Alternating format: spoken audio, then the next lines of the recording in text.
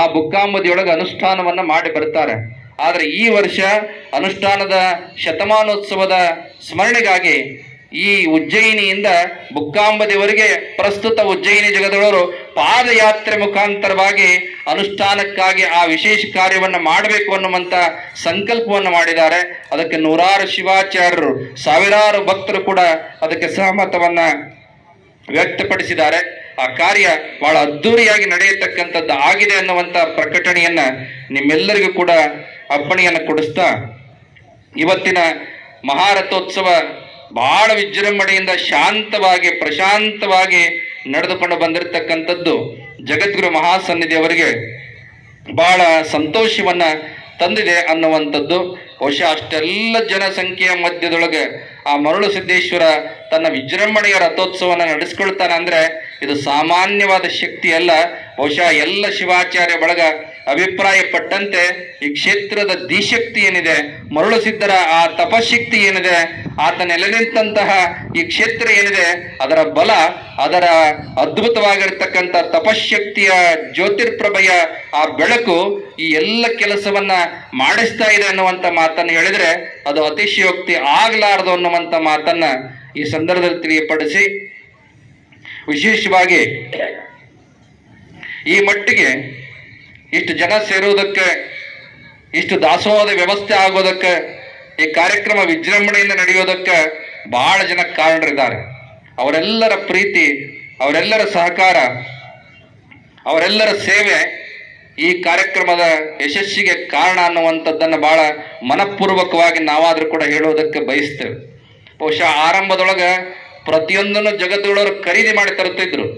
ಅದನ್ನ ನೋಡಿದಂತ ನಮ್ಮ ಪಾಳ ಶ್ರೀಗಳವರು, ಕಡಗಂಚಿ ಶ್ರೀಗಳವರು, ಶಕಾಪುರದ ಶ್ರೀಗಳವರು ಗುಲ್ಬರ್ಗದಿಂದ ನಾವು ಏನಾದರೂ ಮಾಡಿ ಪೀಠಕ್ಕೆ ಒಂದು ವ್ಯವಸ್ಥೆಯನ್ನು ಮಾಡಬೇಕು ಅಂತ ಚಿಂತನೆಯನ್ನು ಮಾಡಿ ಪ್ರತಿ ವರ್ಷ ಅವರ ಶಿಷ್ಯರೊಡಗೂಡಿ 10 ರಿಂದ 12 ಕ್ವಿಂಟಲ್ ತೊಗರಿ ಬೇಳೆಯನ್ನ ಕಲಬುರಗಿ ನಗರದಿಂದ ಸ್ವಾಮೀಜಿಯವರು ಕಳಿಸ್ಕೊಡ್ತಾರೆ ಅಂದ್ರೆ ಶ್ರೀಪೀಠದ ಮೇಲೆ ಎಷ್ಟು ಅವರು ಪ್ರೀತಿಯನ್ನು ಇಟ್ಕೊಂಡಿದ್ದಾರೆ ಅನ್ನುವಂಥದ್ದನ್ನ ಈ ಸಂದರ್ಭದಲ್ಲಿ ನಾವಾದ್ರೂ ಕೂಡ ನೆನಪಿಸಿಕೊಳ್ತೇವೆ.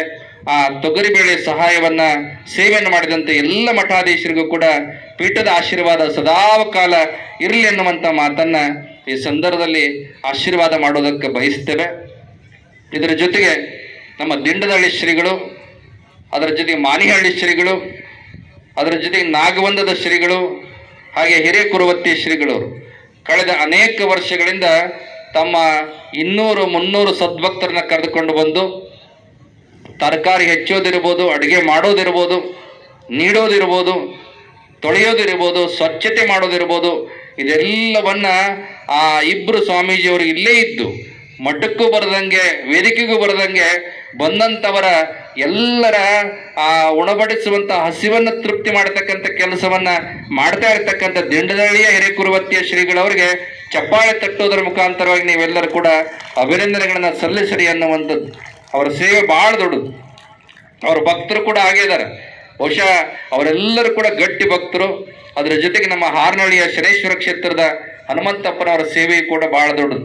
ಕಳೆದ ಅನೇಕ ವರ್ಷಗಳಿಂದ ಒಂದಿಲ್ಲೊಂದು ರೀತಿಯೊಳಗೆ ಸೇವೆ ಮಾಡಿಕೊಂಡು ಬಂದಿದ್ದಾರೆ.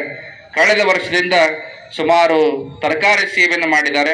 ಈ ವರ್ಷ 20 ಕ್ವಿಂಟಲ್ ಅಕ್ಕಿ ಜೊತೆಗೆ 1 ಟ್ರಕ್ ತರಕಾರಿಯನ್ನು ತೆಗೆದುಕೊಂಡು ಬಂದು ಆ ದಾಸೋಹ ಸೇವೆಯಲ್ಲಿ ಭಾಗಿಯಾಗಿರ್ತಕ್ಕಂಥ ಹನುಮಂತಪ್ಪನವರಿಗೂ ಕೂಡ ಈ ವೇದಿಕೆ ಮುಖಾಂತರ ವಿಶೇಷವಾದ ಸನ್ಮಂಗಲ ಆಶೀರ್ವಾದಗಳನ್ನು ಹಾರೈಸೋದಕ್ಕೆ ಬಯಸ್ತೇವೆ. ಇವತ್ತಿನ ಕಾರ್ಯಕ್ರಮದಲ್ಲಿ ಗದಗ ಸದ್ಭಕ್ತರಿರ್ಬೋದು, ಬ್ಯಾಡಗಿಯ ಸದ್ಭಕ್ತರಿರ್ಬೋದು, ಹಾಗೆ ಕಲಬುರಗಿಯ ಸದ್ಭಕ್ತರಿರ್ಬೋದು ತಮ್ಮ ಸೇವೆಯನ್ನು ಮಾಡಿದ್ದಾರೆ. ನಮ್ಮ ಬ್ಯಾಡಗಿಯ ಶಿವನಗೌಡ ಅನೇಕ ವಿಧವಾದ ರೇಷನ್ ಅನ್ನ ಬ್ಯಾಡಗಿಯಿಂದ ಕಳಿಸಿಕೊಟ್ಟಿದ್ದಾರೆ ಅನ್ನುವಂಥ ದೈತ್ಯ ಆತನಿಗೆ ಗೊತ್ತು ಅಂತ SR ಪಾಟೀಲ್ ಮತ್ತು